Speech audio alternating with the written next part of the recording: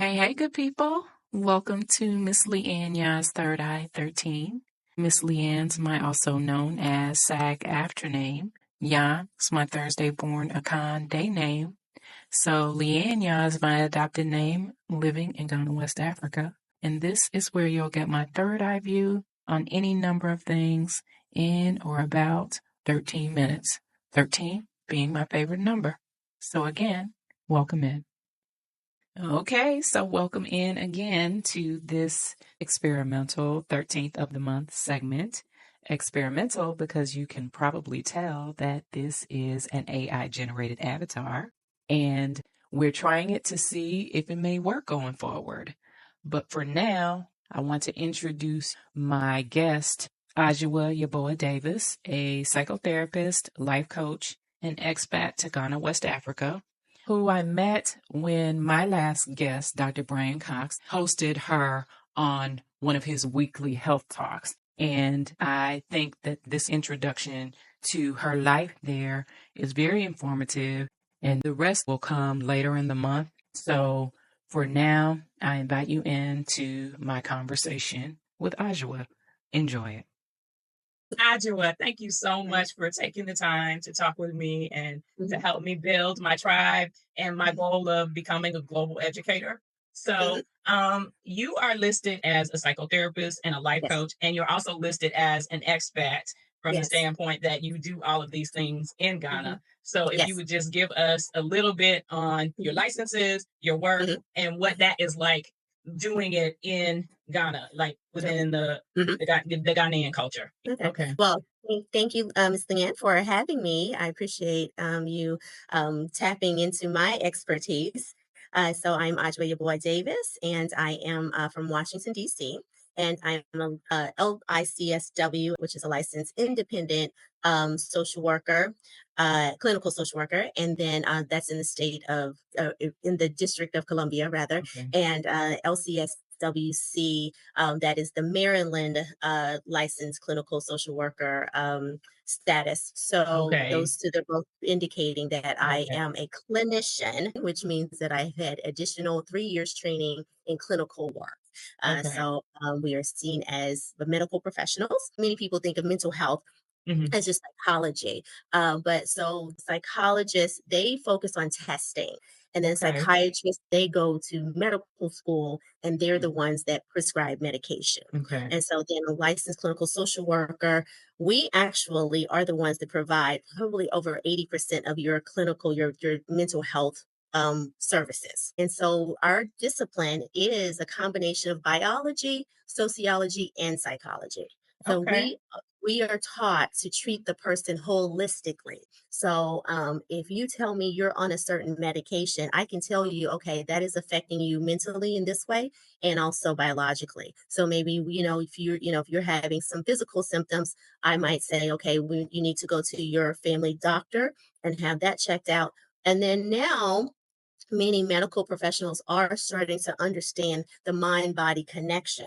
So if you go to your family doctor now, they're going to give you what we call the PHQ-9, which is your personal health screening, and that helps them to determine maybe you're having somatic symptoms or physical symptoms, but it might be caused by mental health disorder, stress, depression, anxiety, right? All of those manifest in your physical body. So now the doctors are starting to understand, okay, because they may see a patient, this patient is complaining of back pain, and they run all these tests, but they don't have any issues with their back, but it may be because of stress.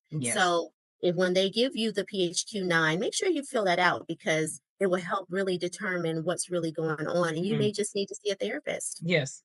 So I appreciate your distinguishing that and explaining the difference. But how does that work there in Ghana? Because I live there, and one of the things that I learned about the way that Ghanaians do things is they have a tendency to yield a lot. And so I just would like to know how what you do plays out there. So, okay, as we were just talking about licensure and, position, what you do exactly. So here, unfortunately, they only see psychology as the road to mental health provision. in support. So they are now slowly starting to understand that in the West, we have all these other, provide types of provide, right?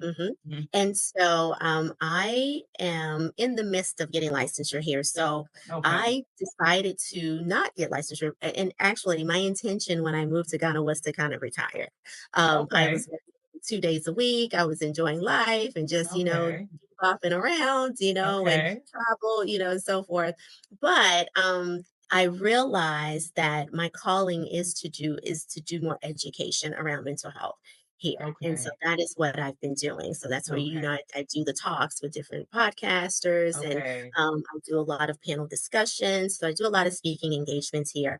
So one of the things I'm, advocating for is more recognition of other of clinicians and disciplines. So they've recognized social workers, clinical social workers as providers. So I'm in the middle of that process right now so that I can, be recognized, as a clinician formally. They recognize me now, but formally as a clinician here in Ghana.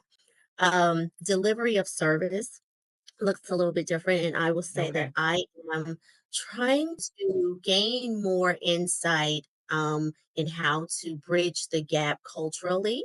Because like you said, yes, they look at things a little bit differently. There's a lot of spiritual aspects to this. There's a lot of traditional aspects to this.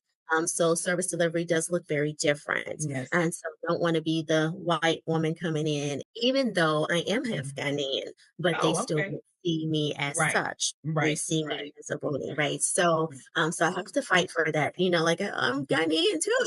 And when I tell people my name, they're like, "Oh, wait, well, yeah, so, Like that's not an adopted name. That's not a name no, I took on living here. That's the name that I got. Yeah. Yes, So yes, yes, yes. So I have to fight for that all the time. So I've been in a fight to be recognized, and so, but I know that being raised in the States, I come with a different perspective and helping them to understand that though I love my culture, there are a lot of things that need to be addressed in order for us to be a healthier, mentally, physically, emotionally healthier nation. Got it.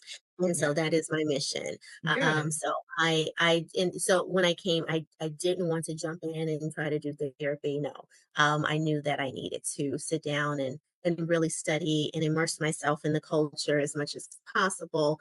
And then, and now it's like people are saying, well, we need you to get licensed so you can, practice here. And I've had some opportunities come up that it's like, let me get my license. So yeah.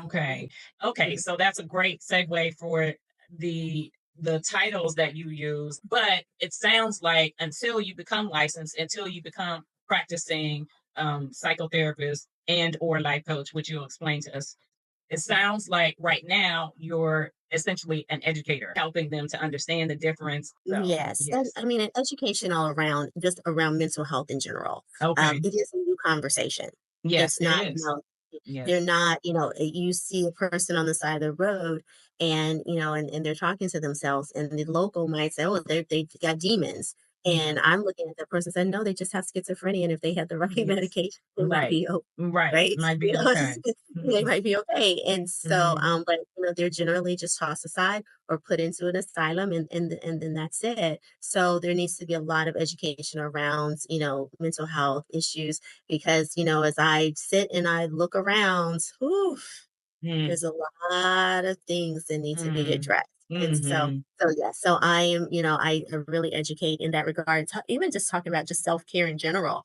The burdens placed on women in this society and there's no support, and as religion is a huge part of their lives, in whatever that they decide to embrace, misogyny is real and it negatively impacts, the women and their health and well-being here. So those are the things that I talk about. And so psychotherapist, that's just a general term just to say that I'm a therapist in psychology.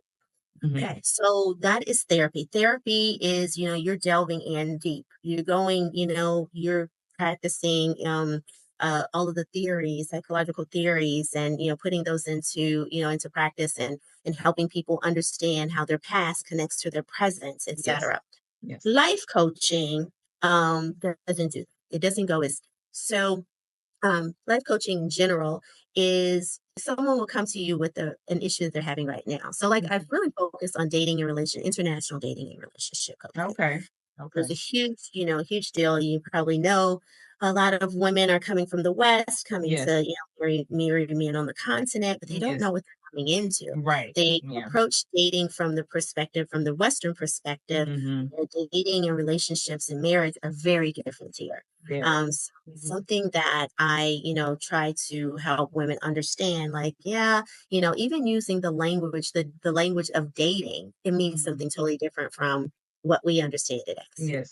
So it's, so that's what I focus on. But generally, when I have a client who has essentially graduated from therapy, once they've reached their goals, they're feeling good about themselves, whatever that is for them, we go to like a general, like, they can check in whenever they want to. The scheduling system that I use, I do telemedicine. Let me clarify that. My practice is based in Washington, D.C. and in Maryland. So I do telemedicine. And so my clients have free reign of my schedule. So they are the system I use. They can go into their portal. Any communication can be done through there. Any documents they need to sign that can be done through there.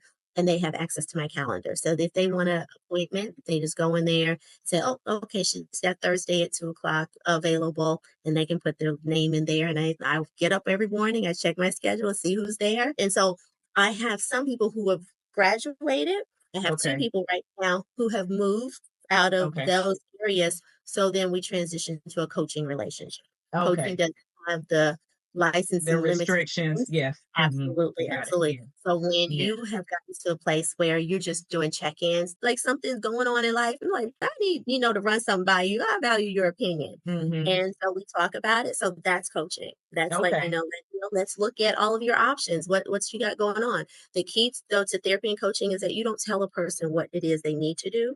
You help them sort out what are their options, what are all the pieces to this puzzle, and then so it's like you have a puzzle, right? And you throw all the pieces in the middle of the table. My job is to help you sort out those pieces and put them together to make the picture that you want to have for your life. So we'll make sure that we leave your information or should I? I'm not sure. I've gone to 4 days a week now. So the need has become so great. And then I got bored. Right. I came from a workaholic family, so I can't stop working. So I'm doing 4 days a week now. Okay.